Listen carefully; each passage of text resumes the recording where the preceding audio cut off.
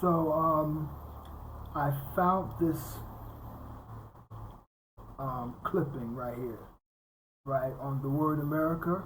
I found it somewhere on Facebook. I forgot where, but I felt compelled, right, as an etymologist to speak on this. You know, remember that etymology, right? It's the study of the history of words, right? Coming from the various languages, the culture of the languages, right? But basically, etymology is the study of history, but the history of words. Now, this is incorrect. Now, this is now here's the thing.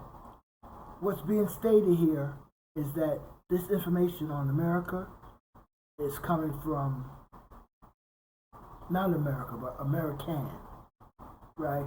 It's stating that it's coming from two, right, dictionaries.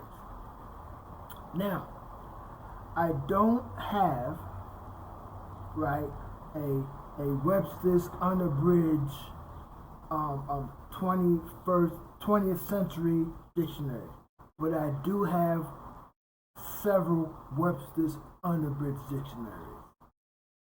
Okay, and I'm going to show you those. But this particular sentence here, right, is supposed to be coming from Noah Webster's American Dictionary of English Language, right? Noah Webster's 1828 dictionary. Okay, so this is where this is coming from. Okay, now history, right? If something was written or said in a particular way, using certain words, we should never erase these things. Okay? Because that's history. This is something that someone said, someone wrote. This was the thoughts and the culture that was going on. You never want to erase these things.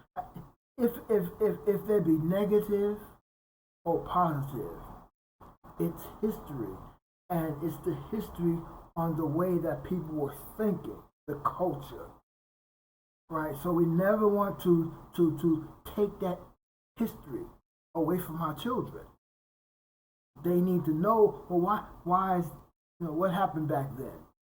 Okay, we know, right? And we can leave information for our children through words.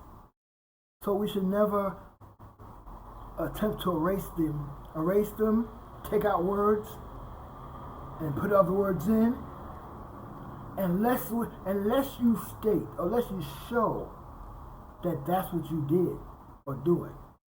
Now, someone took out the word racist. See? They took the word racist out and they replaced it with natives. So here's the dictionary right here. So here's, okay. See what it says? Copper-colored races.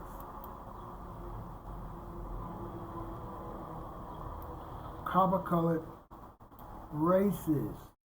Now again, like I said, it's very important, right? I mean, you might think that the word racist is something, whatever, you might feel uncomfortable with it or whatever, but regardless, this is what these people wrote. These are the words that they chose. So we need to remember what these people were thinking about. What was going on with these people in their culture. We need to remember these things. Why did they choose the word racist? See, it's important. Now remember now, I'm all for the word, you know, um, uh, um, native. Okay, you know I'm all for the word native. You know what I'm saying? You know. But here's the thing, like I said, you can't take that out. If this is, they Noah Webster, he used the word racist. Okay?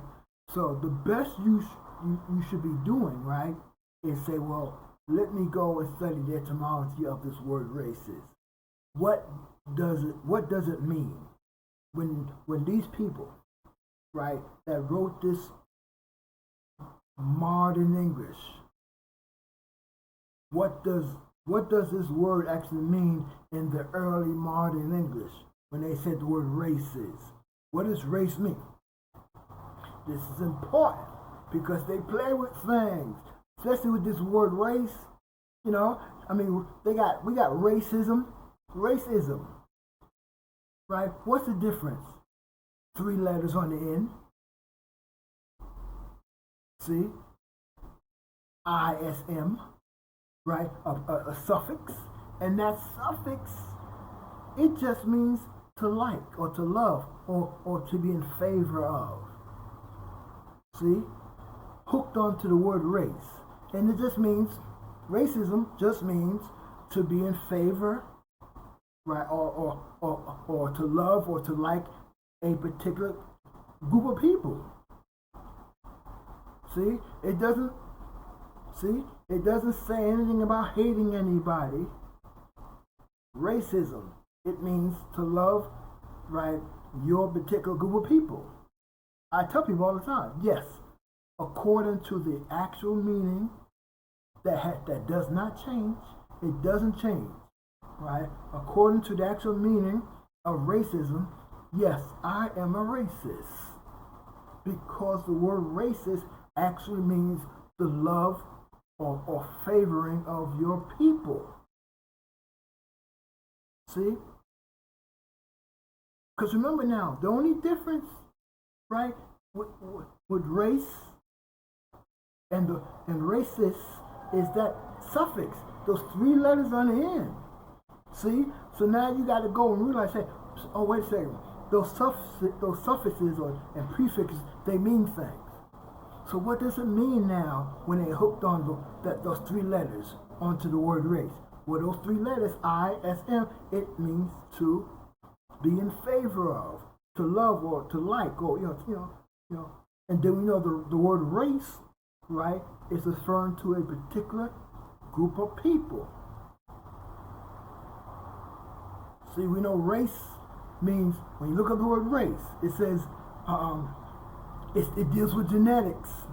It talks about, right, the way a people look, right? Their skin pigment, their noses, their ears, and the hair, right? In comparison to other, it says race tells you that, hey, these people that look like this are genetically tied to one another. See, it's a genetic term. Race, it's a genetic term. But the actual term that we have here, right, and that we should be using here is phenotype. That's what race means. Race is synonymous to the word phenotype. Okay, so again, something went up, because think about it. What, you replace the word with race. You replace the word race or racist with the word native. But what does the word race mean, and what is it in comparison to the word native? Very important. Okay, so again, it's criminal to misplace these words.